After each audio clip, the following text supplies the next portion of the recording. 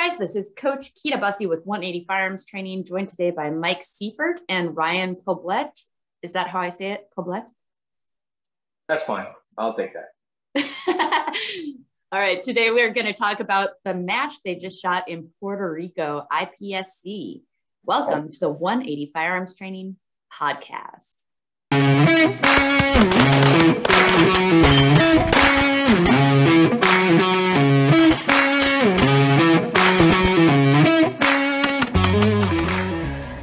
So Ryan, why don't you go ahead and tell us a little bit about yourself? So my name is Ryan Poblete. I've been shooting USPSA for 6 years now. I started at limited division. I shot that division for 3 years, and I moved to open division, and I've been shooting open for a couple of years now. And it's a fun division. It's fast. It's fun. Which one do you like better? Do you like, so full disclosure for everybody today in the, that's watching, me and Ryan have shot together since I started. So Ryan was actually a guy that we shoot together locally at a lot of our local matches. And when I first started, Ryan had been in the game. He was still shooting limited at the time.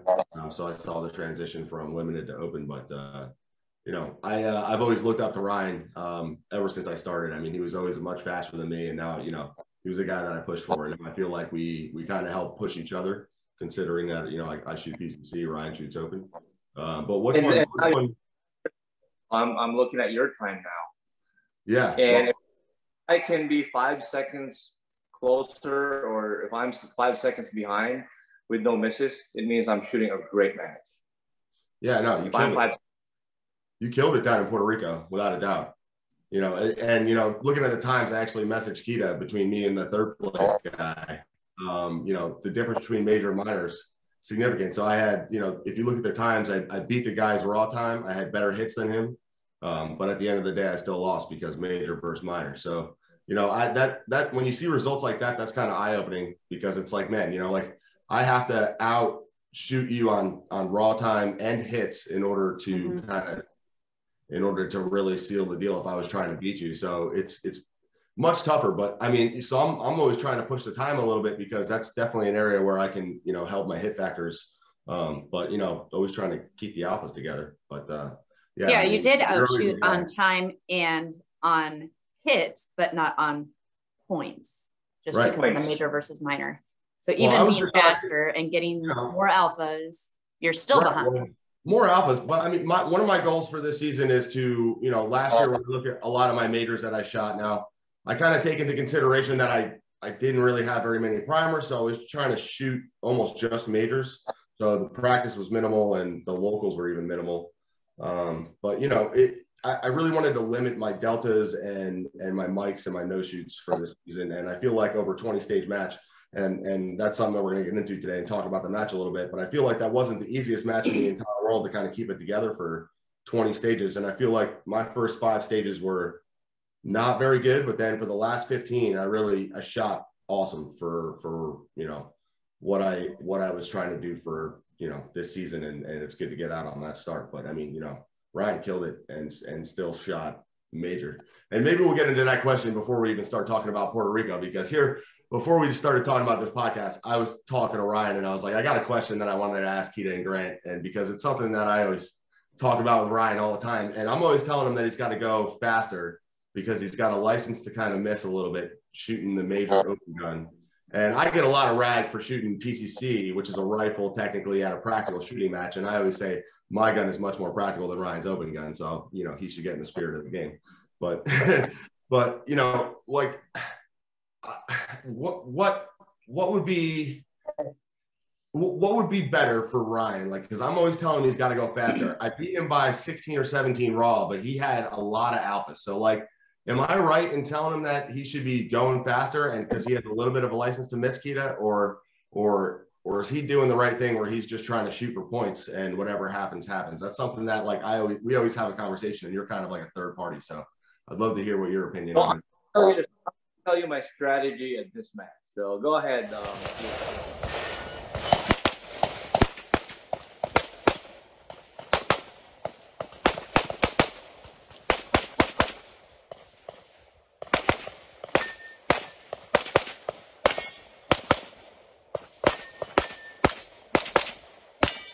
though, Ari, because if you talk, depending on who you talk to, and maybe this is due to their load that they're shooting with their gun and like everything's tuned up nice and nice, but you know, sometimes you hear open it does shooter, depend. the gun doesn't move at all. So like if you're going to tell me the gun doesn't move at all, what are you shooting? That there's no recoil.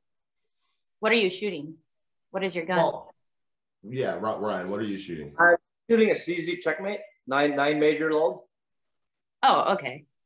So yeah, it probably doesn't affect you so much. So yeah, you can push for speed a little bit more. Now, Ryan says that the dot definitely bounces a little bit, but I've talked to guys like Anthony Bruno who shoots an Infinity, and maybe with the load he's shooting, he shoots 38 Super. He says the gun literally doesn't move. So I got both gun, 2011 38 Super and CZ. The CZ kicks a little bit more. The dot moves, I would say, more up and down compared to a 2011 gun. So, you know, 2011's got a little bit of advantage, but in my case, I'm so used to that gun. I've been shooting that gun for maybe 2-3 years, and you know, switching to a different platform, it might take me 2-3 months to get used to it. So I shot both platforms. 2011s are great guns. It shoots flatter. You have different options of, you know, ammo or powder or, you know, loading data, stuff like that. But, you know, for me, it's harder to tune. 2011s are harder to tune. It needs to be perfect magazine, perfect extractor, all that kind of stuff. While my gun, you buy it, open the box, load your magazines, and it shoots out the box. That's what I love about my gun. So in your opinion, would you rather have a gun that works all the time versus a gun that is super finicky and might shoot a little bit softer, but isn't necessarily so reliable? You'd rather have a gun that's just going to work all the time, right? Like my gun, I didn't even clean my gun before the match. Like I fired probably, I would say Florida State Championship. That was like 2-3 weeks ago. And the gun got like 1,200, 1,300 rounds, and it worked. That's pretty good. See, like I would never go that long in between cleaning, just because one time I'm scarred for life from shooting an MPX, and I'll never go back to that. But if you ever shot an MPX for a significant amount of time, you get really OCD about having a dirty gun. So my gun is usually clean. Like after we shot Puerto Rico, I just took it apart yesterday, and I detail cleaned it perfectly. So like I would never go that many rounds. But yeah, I mean, if that works, I mean, that's really cool. It's interesting that you trust it, even going to a major match. I mean, for me, it takes me about an hour and a half to really deep clean my PCC because it's a little bit more intricate than just a pistol. But like, that's interesting to me that you wouldn't take like 20 minutes and just be like, well, I'm going to fly down to Puerto Rico. Let me, you know, at least take the barrel out and wipe it down or something like that. Nah. So I sprayed a little bit of, what do you call that? Hoppy, what do you call it? The cleaner. Yeah. A little bit of that. And that was it. Again, you know, the gun is, you know, it kicks a little bit more, but it depends on your training. If you train a lot and you're used to that dot movement, it's almost the same. Like the only thing that I can't really do with that gun is I can't go down to like, you know, like 11 or 12 splits. Right. Is that because it'll be too high? The sights will be too high for the second. Well, 11 or 12 splits being what? What do you mean? Like fastest splits, it's around 16, 15, 17. Average is 17 at a 5-7 yard target.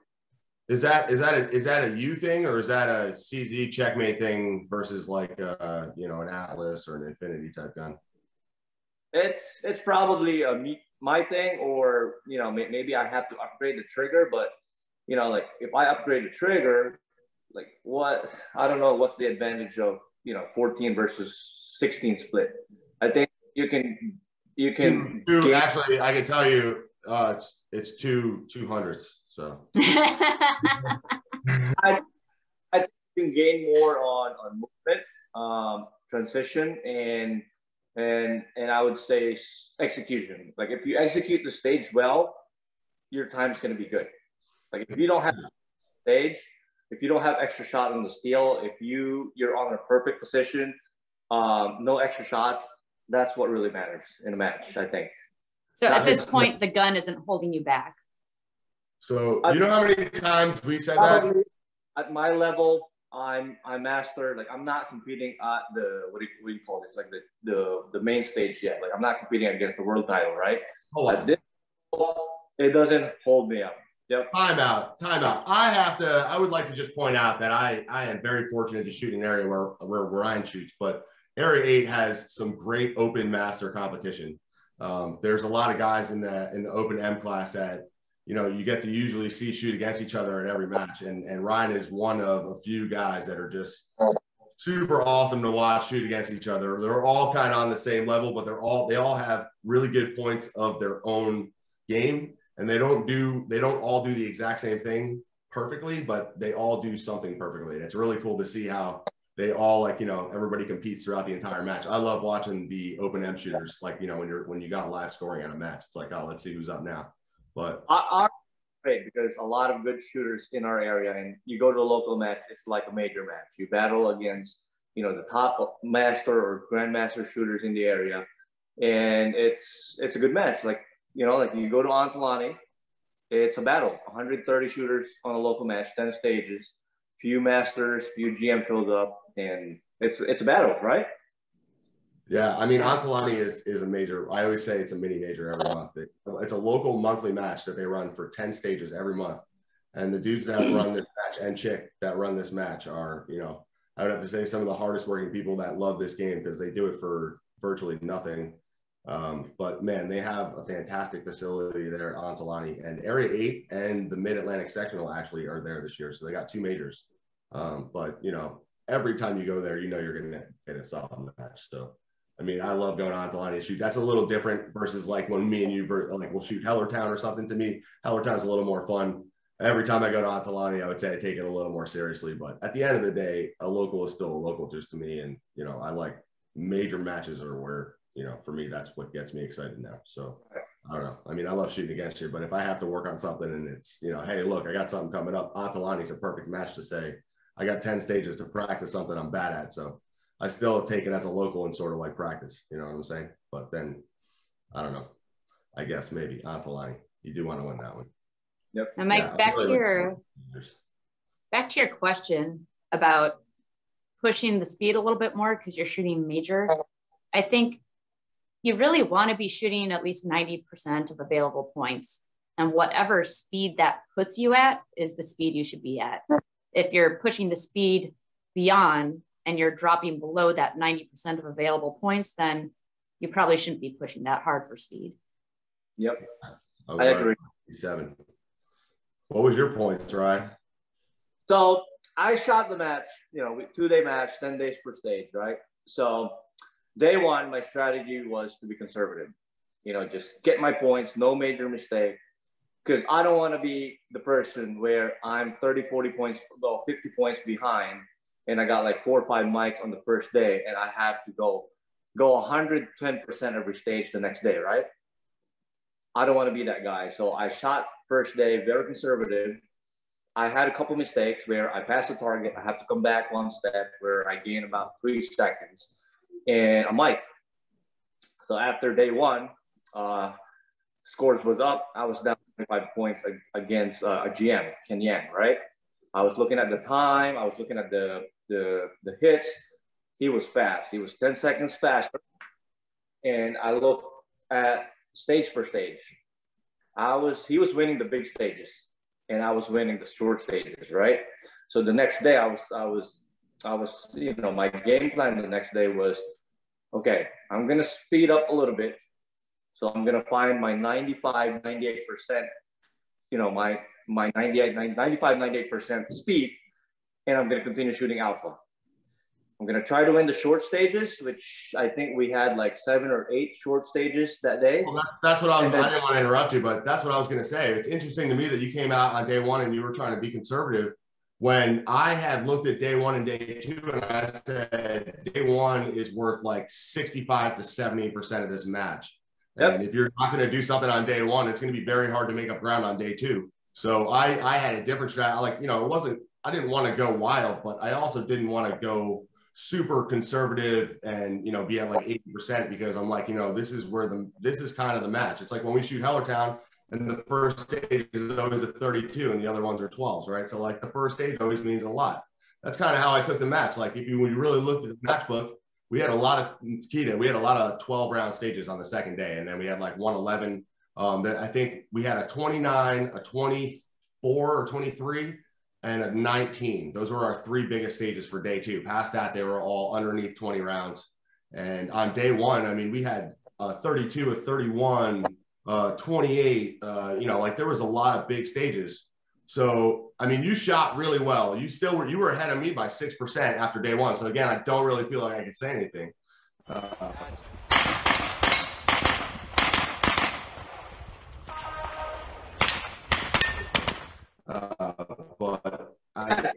To be honest with you, I was not focused on winning. I was just focused on stage per stage.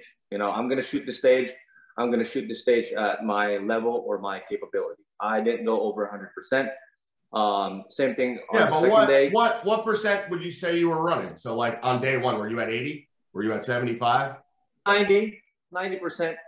So you're still going. So you're making it sound like you weren't doing very much. You were still at 90%. Here's the thing, right? If you go 100%, right, every stage, some point you're going to crash somewhere where you're going to have 3-4 mics on a stage, right? Do you really want that? Or just be consistent? Like, you can beat me every stage by 2 points, right?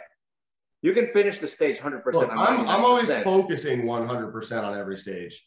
Like, my mind is focusing as hard as I possibly can. Now, it might be focusing on different things for different matches. Like, this one, I because of my philosophy I want for the season, I was really trying to say, like, I'm going to put the dot in the middle of the target and pull the trigger.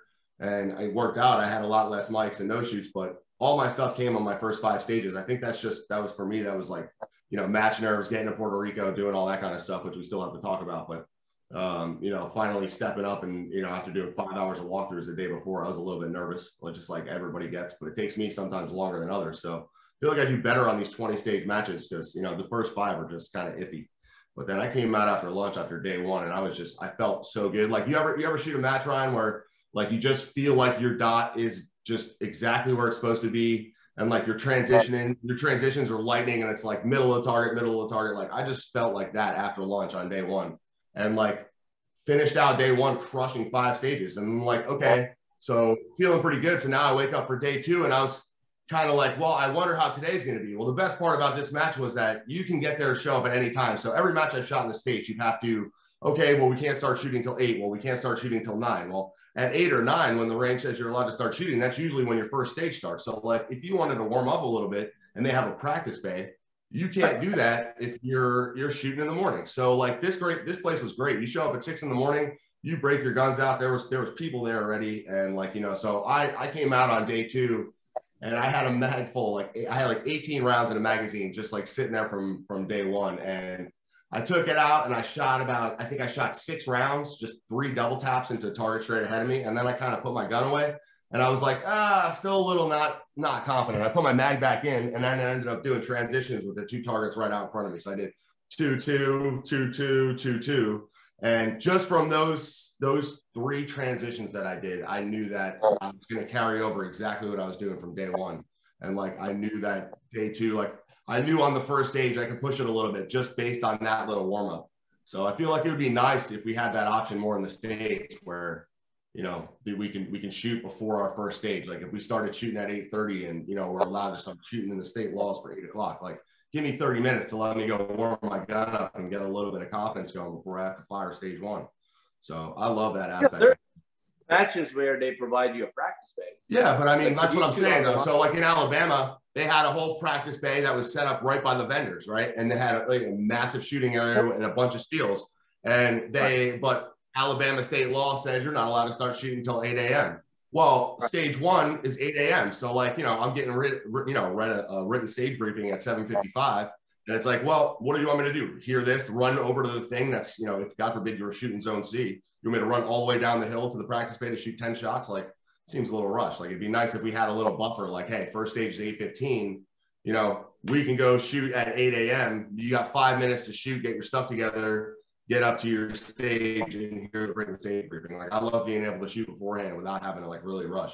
I was able to casually walk my gun over, take my time, shoot the targets that I had to shoot, feel really good, put my stuff away. And I still had 30 minutes before we were shooting stage 1. I felt really nice about that. So that was an aspect that I really love. I mean, the facility at this place at Puerto Rico was just like, it was unbelievable. It was world-class. And it was awesome. You can hold a national. Yeah, well, I mean, 24, you shot Talladega, right? You shot CMP, right?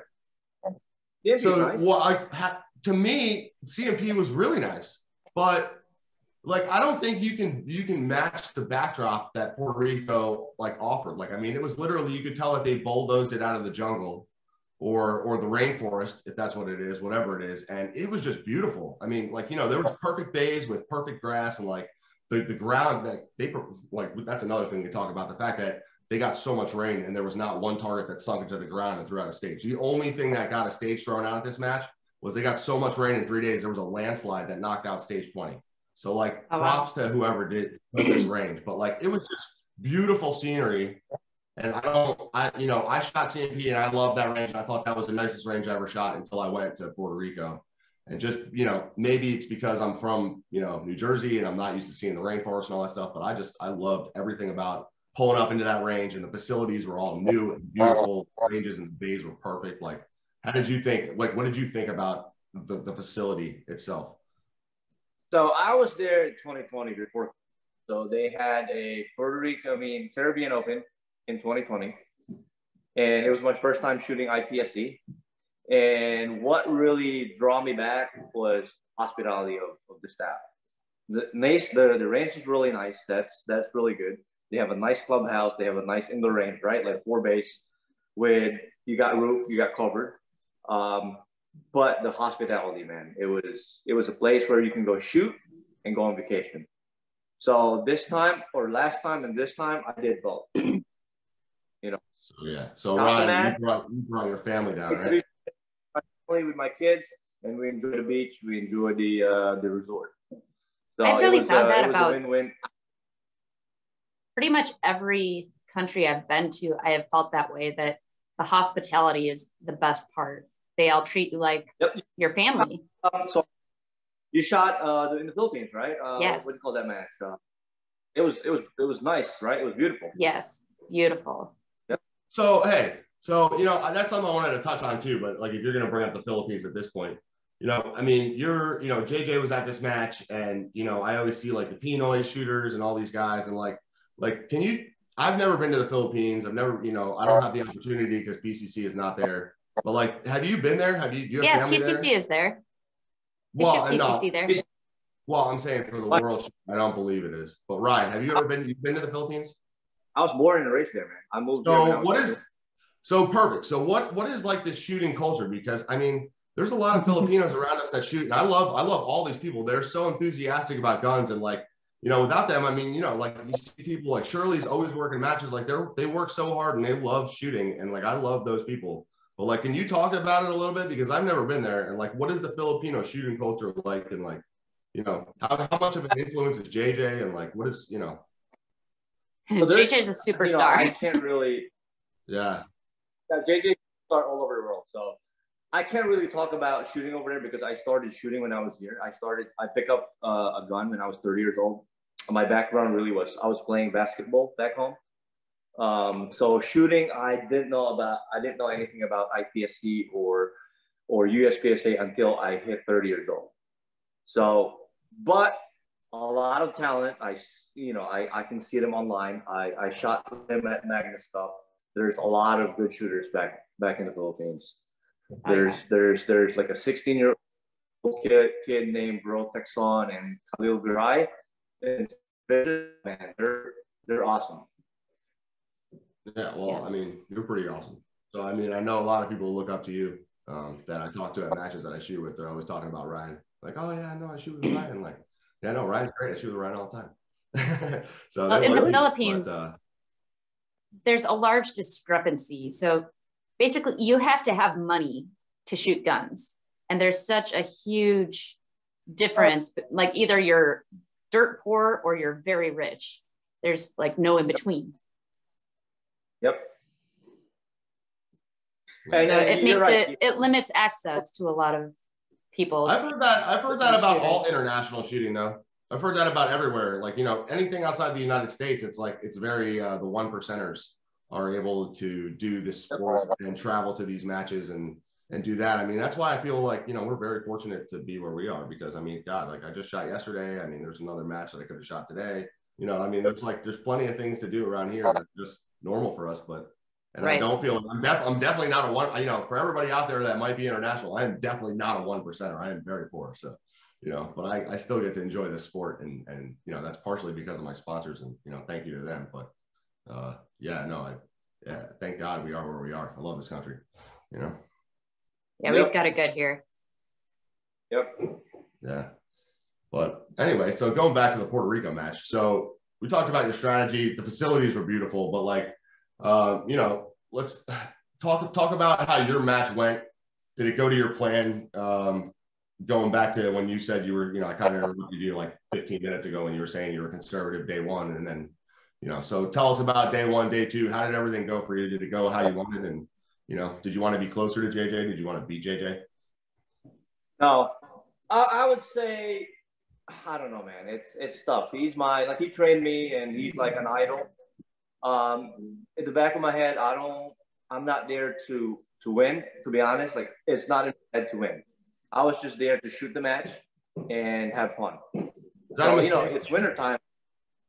It's wintertime here, right? So I didn't really live fire practice. All my practice was just dry fire. You know, I've been doing dry fire every day, 20, 30, 45 minutes a day. But live fire, I got zero. So my expectation in this match is really low. You know, I'm expecting to place, you know, third, second. First, it was maybe, I don't know. But when I finished day one and I shot conservative and I was only 30 points behind Ken, you know, that the mentality changed. Oh, I can win this match. I can win open, right? And on the second day, my plan was to shoot a little faster and shoot alphas. Because, you know, when you look at the short courses, right, 12 round stage, if you hit a couple of deltas, you're done. If you hit a mic, even if you're 1 second faster, you're done. Because that's the difference between IPSC and I think USPSA, because 12 stages, they'll scatter the targets all over the place. You'll shoot with 4 positions and a lot of running, right? Yeah, I was actually, you know, I had said a comment about that. Like, the 12 round stages at this match were really good. Like, they weren't just like, you know, all the USPSA 12 round stages I shoot, it's like 2 steps and it's over in about 4 seconds. But, you know, these were legitimate low hit factor stages that, like, you had to plan and shoot well. There was a lot of like single mini poppers out there, and like, all right, I got to step up and nail mini popper, back out on a target. Like, it was, you know, it was not the easy 12 rounds. It's totally different. I love the IPSC short courses. They're very well done, well executed. Yeah, and I do too. Like, I think that I enjoy shooting IPSC matches, and I like the stage designs. It's just, for me, there's not many facilities in the US that can handle that many stages on the ground at one time. Like, you know, maybe Frost Group I've been to, Talladega can handle that many. But like, the problem is when you got people trying to do IPSC style matches and there's only 12 bays available at the range we're going to shoot for that major, I don't think that you get the same thing out of what you're trying to do. And I think that people around here do it, and, you know, they know who they are. I'm not gonna put anybody on blast. And but I personally, the Aruba and Puerto Rico were true IPSC matches, and those were 2 of my favorite matches I've ever shot. And it's not a problem with the 3-2-1 format. It's a problem with the lack of space available to run the proper amount of stages for the 3-2-1 format, in my opinion. So when people always ask me, like, do you need higher round counts? I always say, well, if there's only going to be 12 stages, absolutely, because that's where my mental challenge comes in. The fact that there was a lot of 12 round stages here, there were no slouch stages, but, you know, that there's 20 of them, that gives me the same mental challenge as, you know, 25 to 32 rounds for every stage for 12 rounds at a match. So that's all I'm looking for. I love the mental challenge of shooting. And so that's why, you know, on our very first podcast, and like on the first couple we did, we were talking about, you know, do I support higher round count? And I'd say yes, if we only have 12 bays to shoot in. But I mean, if we're gonna, you know, if you get a facility like that, I mean, that facility was world class, huge. Like, you know, they had 4 zones with 5 stages in each zone, and like, you could walk to each zone, but like it was so big that we hopped in the car and we drove to the next zone and we walked those 5 stages and then we hopped in the car and then drove to the next zone. So like beautiful. This place was beautiful, but yeah. I don't just wait until you shoot IPSC in Europe. It's totally different than in the Caribbean areas. They have much more complicated activator sequences, more complicated movers, more positional stuff. It's really more technical. Well, I know Dave from Da Vinci was talking about going to Russia this year. And I don't know if that's going to happen with all the conflict that's going on in the world. Yekaterinburg has a beautiful range. Right. And so I was pretty pumped when he said Russia because I had heard about the range we were going to. It's the same one that, when we were talking about, that range. And I was like, man, that sounds like a really awesome experience.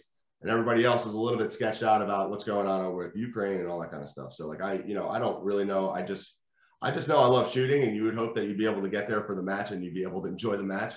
Right. But I don't know if we're going to be able to make it there this year, but I know that the excitement that he had for signing up this year, I know that if we don't make it this year, it's probably going to be a next year thing. And I can't wait to get to that range after talking to you guys, and you guys pump that range up. So I'm pretty pumped to shoot there.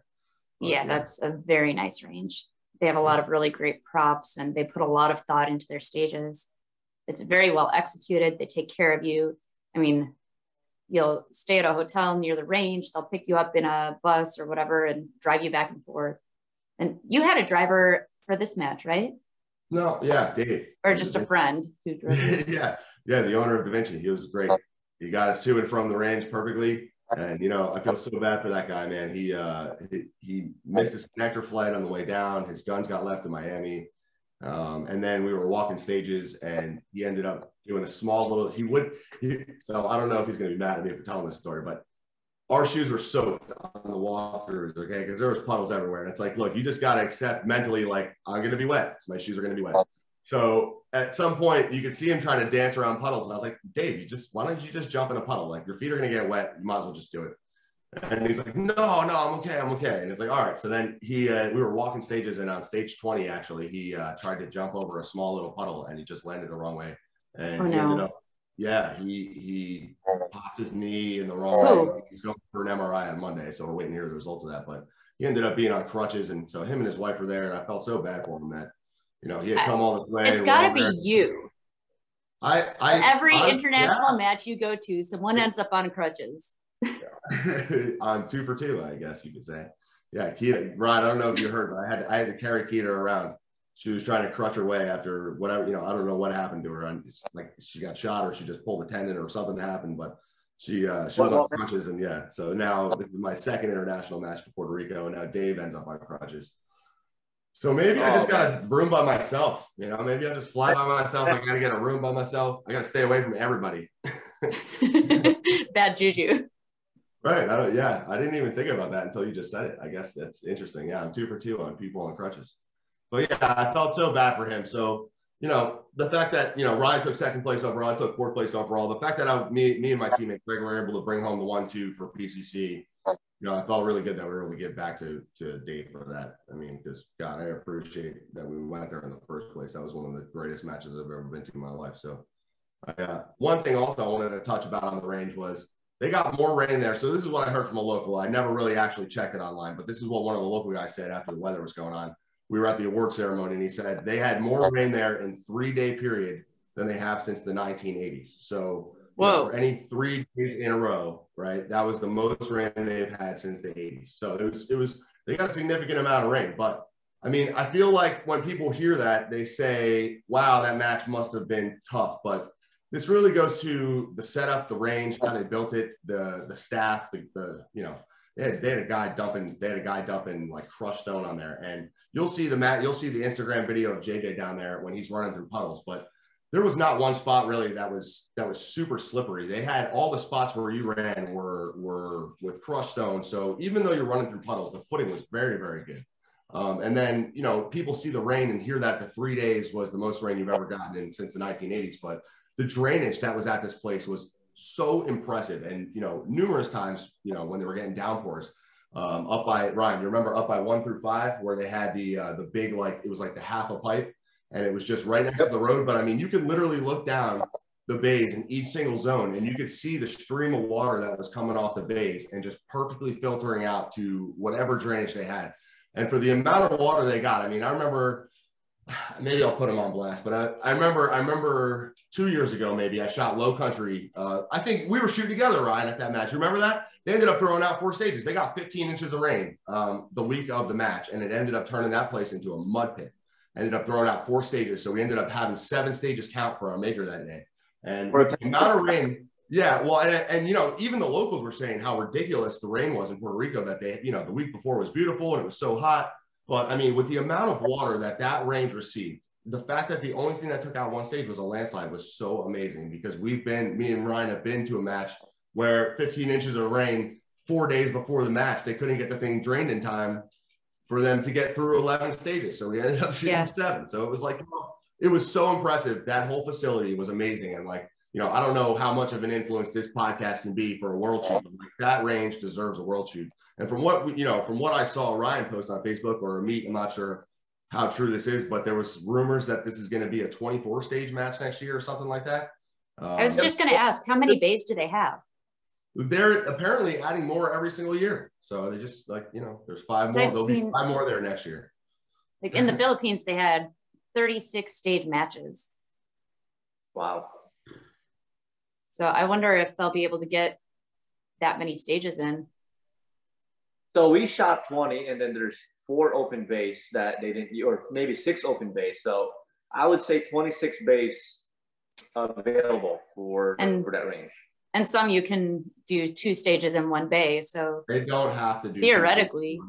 Kita, they can literally use every bay. There's not one that's like, you know, all messed up. That's like, oh, this is what the public shoots on. No, I mean, so they could have more stages if they wanted to. If they wanted to have a 30 stage world shoot, they could.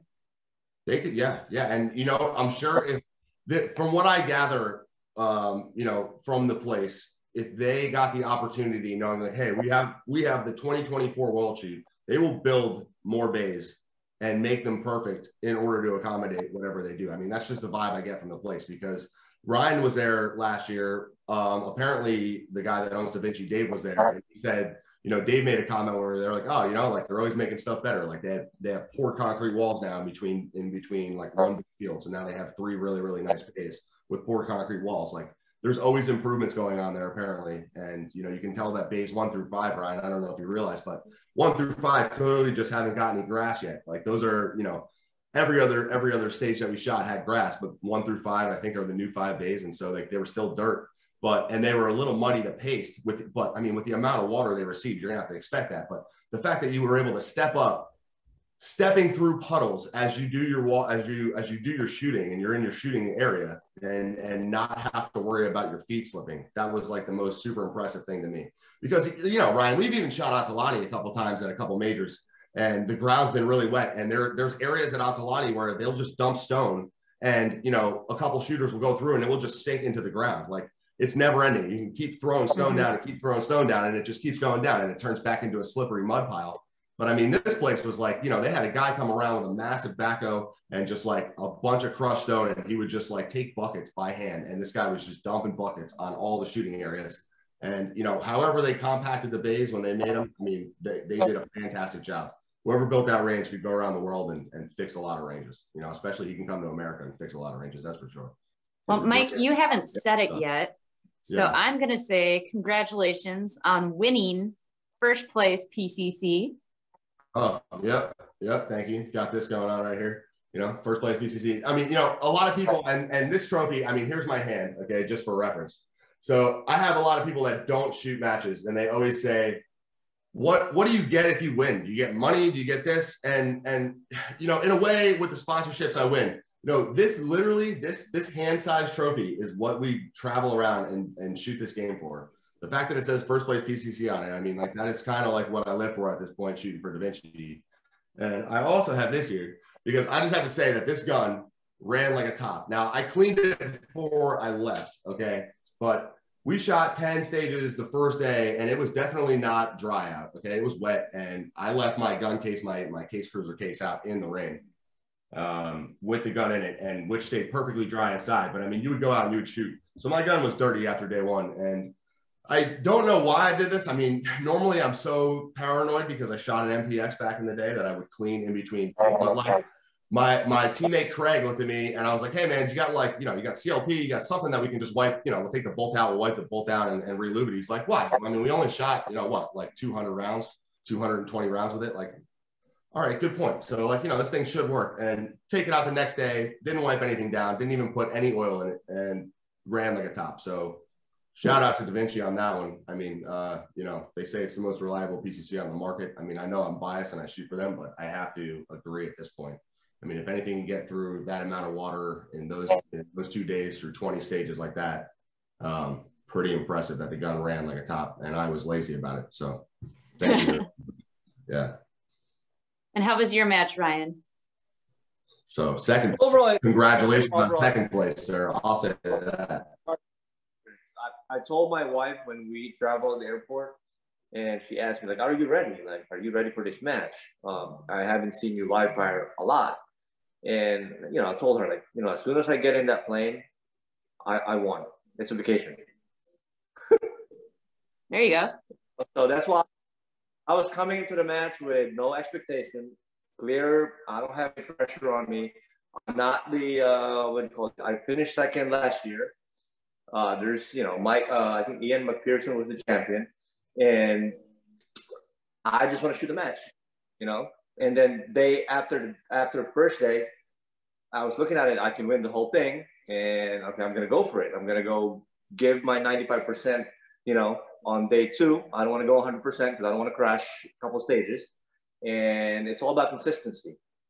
Yeah. I think on so after 6 stages, it started raining on us so hard where you have to shoot in the rain, and my mental game got tested. So a lot of the guys asked me like, hey, Ryan, it's going to be a disadvantage for you because you can run and you can move, but it's going to be muddy and it's going to be raining. What's your strategy? I told them, everyone's going to shoot in the rain. Everybody's going to experience this. All I have to do is really not mess up, not trip, and hit all the targets. And that was my focus in the last. And I think there's like 2 stages there at the match where there's a swinger at 22 yards probably, and there's a no-shoot, right? And those are the 2 stages that I was really worried about. Which stages? So, was that 18, 19, 20? 17 or 18 and 20. 18 and 20, yeah. So those were 17. I paced those out. Those were 17-yard swingers. A no-shoot 17 or 18, and then 20 was thrown out. I did pretty good there. I saw you did too, but yeah, those 2. I know what you're talking about. Stages, I was worried. I shot those 2 stages, 1 for 1 on steel, and I didn't have a mic on the swinger. I had like 2 Charlie and an Alpha Charlie. I was like, here you go. Like, I'm done. I'm good. I feel good after, there's maybe 1 or 2 stages left. Last stage, I'm just gonna shoot it like a normal match, like practice. Yeah. So it was for the viewer, those swingers were 17 yards. They were the turtle targets, the IPSC targets. And it was a no shoot stacked on a target. Like if you're watching the YouTube, you could see my hand. And it was not it wasn't one of these where you got to see 3/4 of the target. It was one where it was very tight. Now, like, did you shoot Virginia State last year, Ryan, the Immortal Arms? I did. Yeah. So you remember on those, those were cut out. So I feel like they were about the same size as those targets, but now with the addition of a penalty no shoot underneath it, right? So like they had just cut out a really tall order key to at this one match of just like really fast turtle targets that were swingers. So it was just the top, but it was only a brown target. So you either get a miss or, you get your hits, and there was no shoot potential. But at this match, they were 17 yards, super fast. And it was a no shoot. I actually, it pissed me off because I actually perf hit one of the no shoots on 18. And like, I was like, like to me, if you're going to hit a no shoot, I want to hit the whole thing, like having a perf hit is just like, it's going to go on the score and it's going to say no shoots, 1 no shoot. But like, does that really count? Like, it's a half a bullet. Literally a half inch for being like, that was just fine. Like, if I'm going to hit it, like, I'd rather just be completely in the thing. Like, let me hit it right in the middle of the no shoot and just say, all right, well, at least I was there. Because when you hit perfect, it's so frustrating. Okay, so there's a reason for that. We talk about this in my Train Smart class on the vision training. the reason there are so many stickers right along that line of the no shoot and the brown target is because of the contrast between the white and the brown. It draws your eyes to that spot. Right. So that's part of the challenge, is to not let it draw your eyes to that line of contrast. Yeah, I just, I should slow down a little bit on the swinger. You fell for it, man. So I'm just trying to still time my dot, just like I'm shooting any other target. So it's like pop, pop, and it's, it's sometimes it'll get you, Shoot. Oh yeah. So yeah. So tell me about the awards. Oh, it was awesome. They had paella. They had a big pan of paella, and they had beer. They had some good food.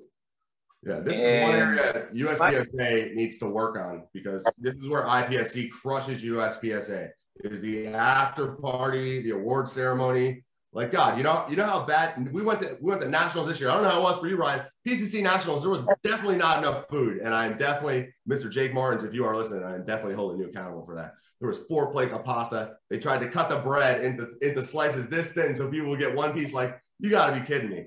I actually gave JJ my food because I could see he was hangry, and he was in line behind me. I had a plate full. I was like, yeah, well, Aruba, and now Puerto Rico even stepped it up from Aruba.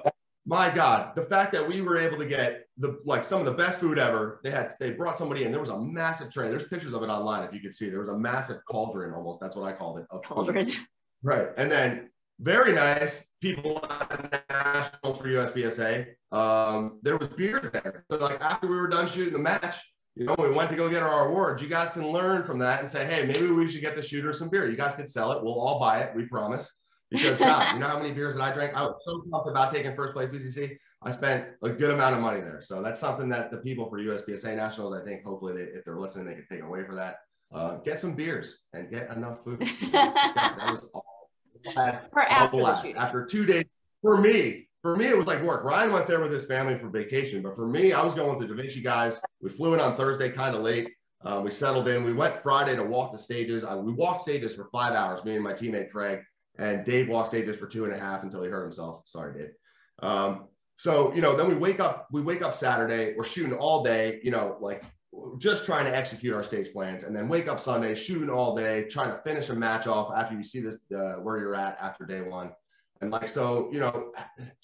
was like a release of everything going into that match for me.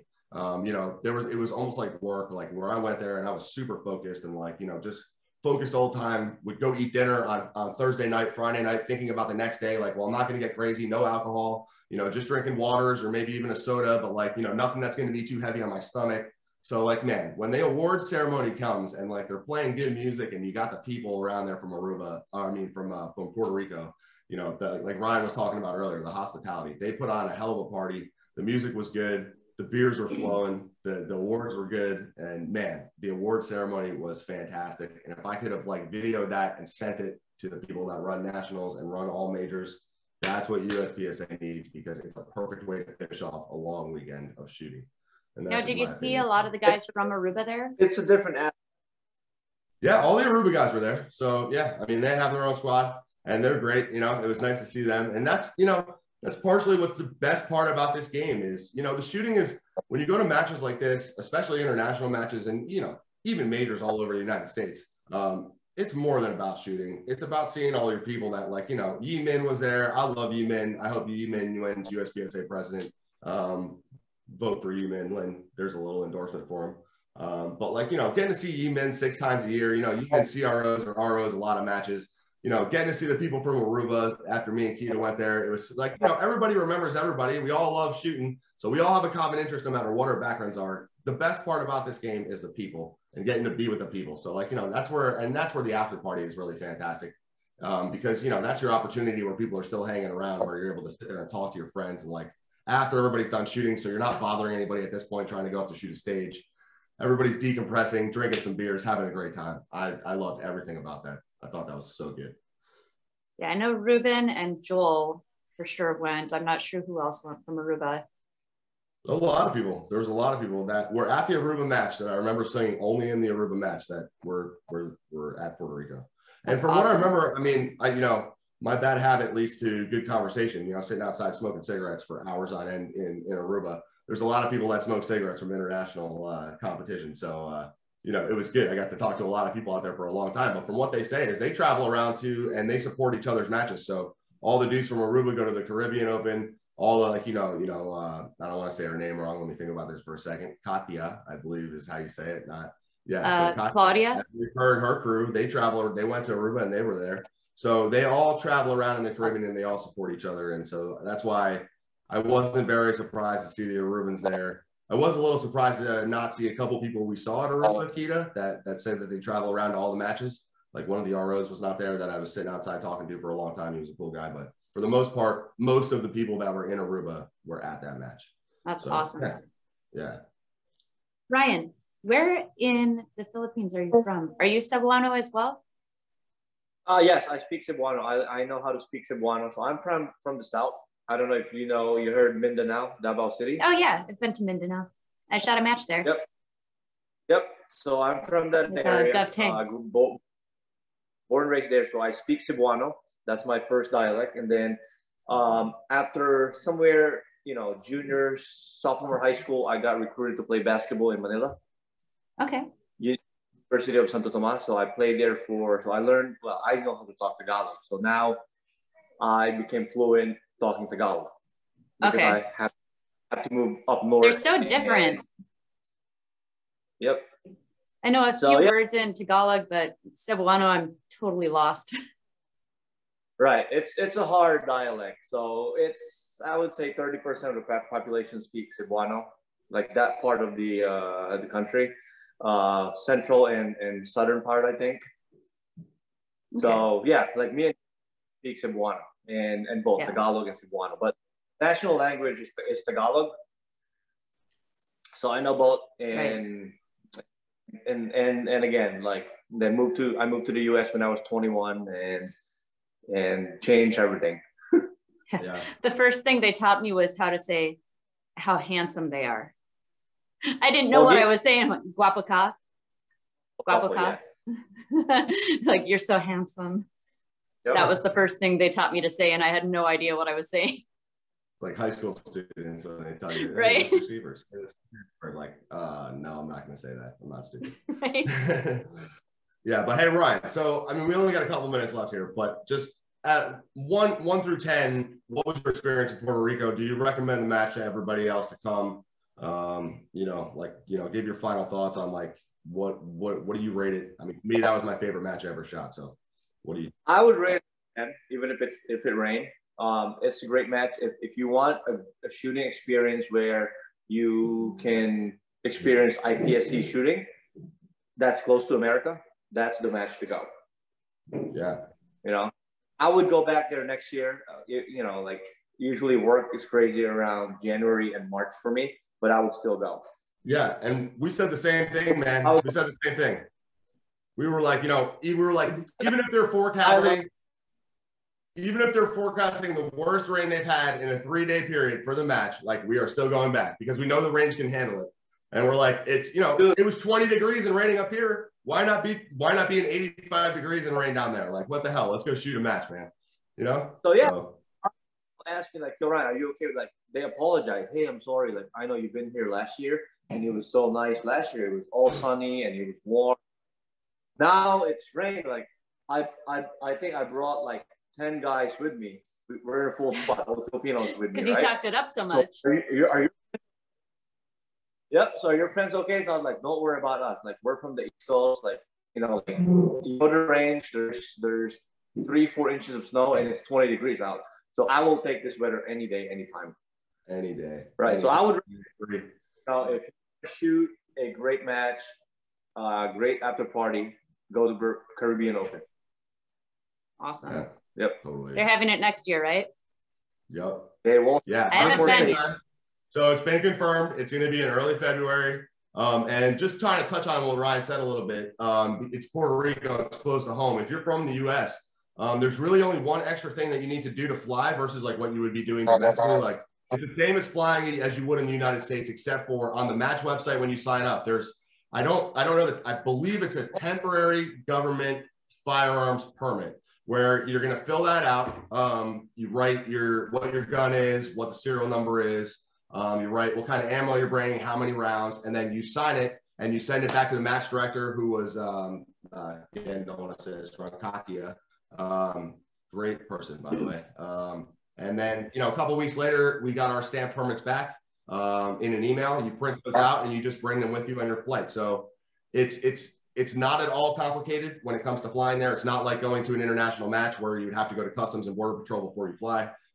It's very much just something you fill out online and just put your guns just like you would flying from wherever you are to wherever you would go in the United States. So very simple. And one better thing that it has on Aruba is I got to keep my gun and I was able to do my dry fire at night, and I had much better time with that. In Aruba, they took our guns. In Puerto Rico, you are allowed to take your guns from the airport back to your Airbnb, and you're responsible for them. That's why you have that sheet that you filled out from the match. So if anybody's a little turned off on the flying to Puerto Rico, just know it is a domestic flight. They treat it as a domestic flight. There's one extra step, one extra piece of paper, and it's on the website. Sign-ups are around when, Ryan? I believe it was November. You can start signing up for the match. Yeah, I think late October, early November. Yep. So if you guys all want to put it on your schedule, just say that again. They posted on Facebook. Yeah, dude, the hype video that they got. Yep. Yeah, that looked good. Yeah, dude, you were in that a couple times. And Amit with his flipping catch, I thought Akita when Amit had the flipping My catch. shirt. I was like, So I have a backstory on that. So Katya came up to my squad, right? You know, I know her. You know, so she was like, "Hey Ryan, like, you know, are you gonna win? Are you gonna win open? Like, you know, like there's, you know, it's a wide open way that you can win open." I was like, you know, I'm gonna try. And she was like, okay. 5 minutes later, she came up to me and like, oh, we're gonna video you. We're gonna video your entire squad, and I'm gonna take video of you shooting the stage. I was like, do you really want me to win? Like, yeah, like go don't leave me alone. Right. Distraction. Go. Go. Right. Yep. That's a whole new challenge. It really does bring this additional pressure, and eventually you learn to deal with it, and it becomes just nothing to be filmed. But yeah, if you're not used to it, it's super awkward at first. Look, Ryan, if there's one piece of advice I can give you, not saying that I get filmed all the time, but you know, the best thing for me, even if I know there's people watching that are like, hey, Mike, I'm going to come watch you shoot a stage, is when I turn around and the guy says make ready and I'm looking downrange at the targets, it's just me and the targets at that point. Yeah. Like literally there could be a million people behind me. There could be one person behind me, and I don't know any difference. And in my head, what I instantly think is like, well, like nobody's watching me. Like everybody, like I don't know why, but like the first thing I picture is like everybody's just turned around or talking to each other. And nobody's actually paying attention to anything I'm doing. So I'm like, who gives a crap anyway? Like, it's just me and the RO. I've done this a million times. It's just me in the stage at this point. So that can help put the pressure out of your head. Like I know Dave came up and he's like, well, we're going to Facebook Live you here at Virginia State last year. And yeah, while I'm sitting there thinking about him saying that, like, okay, I'm a little nervous, but then it's like, all right, make ready. And as soon as that make ready command goes off, like, you know, it's like, I always equate it to like, I play golf. So sorry if you guys don't play golf, but it's like, you know, when you step up to hit the ball and you're like just about to hit the ball, golf requires like 2 seconds of focus. And it's like, that's kind of the same thing for me. It's like stepping up to the ball is like when the guy says, make ready. And it's like, as soon as that happens, there's like a light switch that turns on. I can't see or hear anything that's going on outside of exactly what I'm doing. And I just have like tunnel vision and I'm just playing my stage plan in my head. And I can, you know, like maybe that'll help you the next time that you know somebody's watching. I mean, I get that way, Ryan. I used to get that way even when I knew just people were watching. They didn't even have to be videoing me. It's just like people like say, hey, we're going to come watch you shoot this. Like just randomly, no video, nothing. Just like, you know, and it would get me nervous. Like, well, I know that now there's people watching.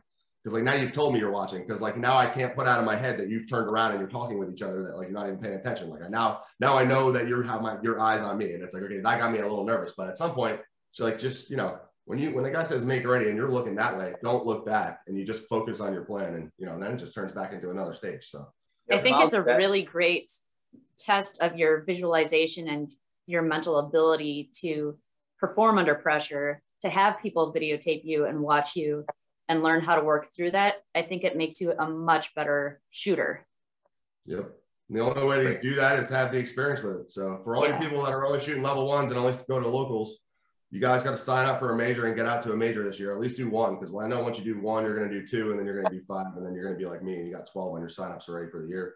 And I love majors, and I think that it just brings a whole new level to your game. If you think you're good at locals and you only shoot locals, I think you're making a mistake. So check out your practice score. You can use the toggle filters button. I know a lot of people don't know how to do this. They're always like, I don't even know where the signups were. If you go on practice score and you use the toggle filters thing, you can just click USPSA and level 2 and level 3, and it'll bring up all the majors around you. So you have no excuse not to go to these majors. Signups are already open. You guys should get on that. It'll make you a better shooter. That's my suggestion. You were going to say something, Ryan? Oh, I'm good. Okay. Ryan, do you have any sponsors you want to talk about? I don't have a major sponsor. Right now, I use RMR bullets. They give me a little bit, discount here and there. So that was it. What about Team Icarus? You want to shout out to Team Icarus, Shirley, and all those guys? Oh yeah, Team Icarus. They provide my jersey. They give me jersey every quarter. So thanks for the support. That's it, man. Yeah, Ryan. Hey, for everybody out there listening that may potentially be a sponsor, Ryan is very much a lone wolf, and he's a hell of a shooter, and he's well respected in our area, Area 8, and a lot of people know who he is. And if you're looking for a good guy to represent your company or represent your gun, hit Ryan up on Facebook or something like that. Give Ryan a call. He's definitely deserving. Super respectable guy. So thanks for coming on the show, Ryan. We appreciate it. Yeah, thank you so much. Yeah. Thanks for having me. Yeah. Well, have a good day, guys. Yep, you too. Hopefully. Thanks, guys. Thank you.